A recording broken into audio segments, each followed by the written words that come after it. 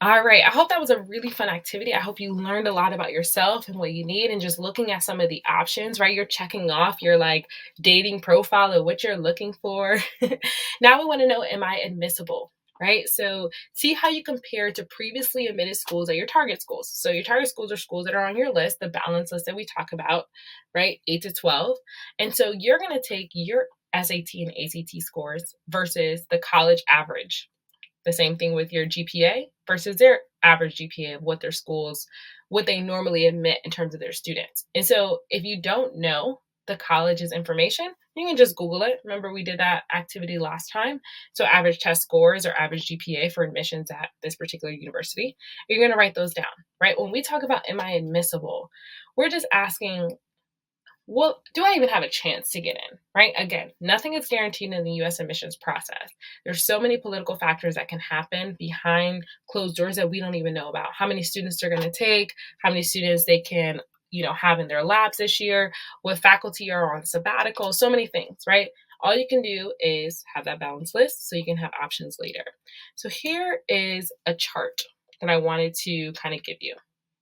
So, how do you measure up? Now that you have your information as well as their information, you're basically going to choose, if you did the SAT, you'll choose the SAT box, or if you did the ACT, you'll choose the ACT. You're only going to do one or the other. So you should have GPA plus one of the test scores. So looking at the ranges, right? Am I below? Am I by more than 0.3, within 0.3? Are you within range? Are you above the range? And then thinking about the same thing with the test scores. Then you add those two scores up.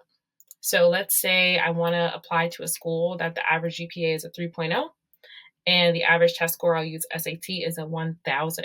And let's say that my GPA is a 3.2 and my test score is 950. So I am below the range, but within 60 points. So that would be 2 for the SAT. And I am above the range by less than 3.0. So 2 plus 3 is 5.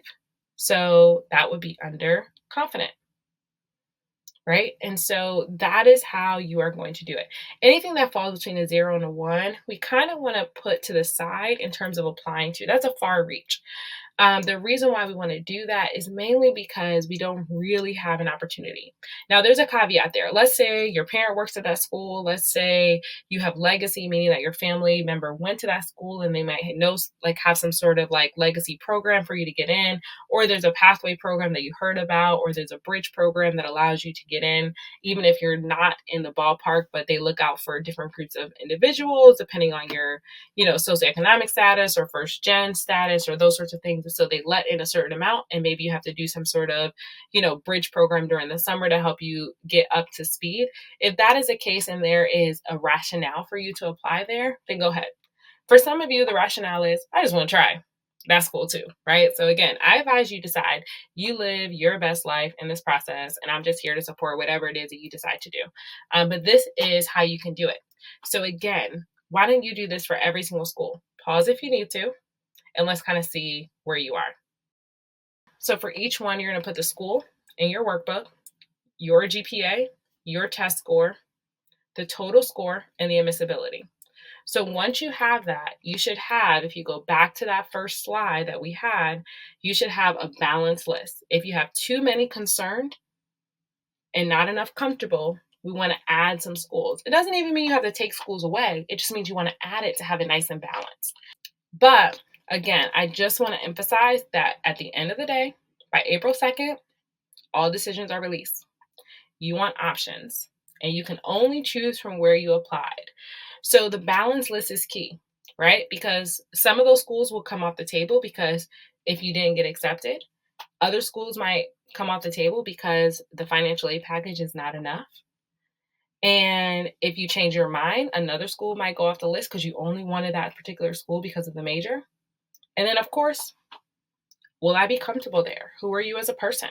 Making sure you know that. And so this is the lesson that's going to really charge the rest of it, right? Because depending on your final list, and it's okay if you just have like the one from today, and then in a couple of weeks you have another one until you have your final list, right? It's okay to kind of edit this particular list and talk to other people about this list. But at the end of the day, this list that you come up with is going to be the list that gives you your options. All right.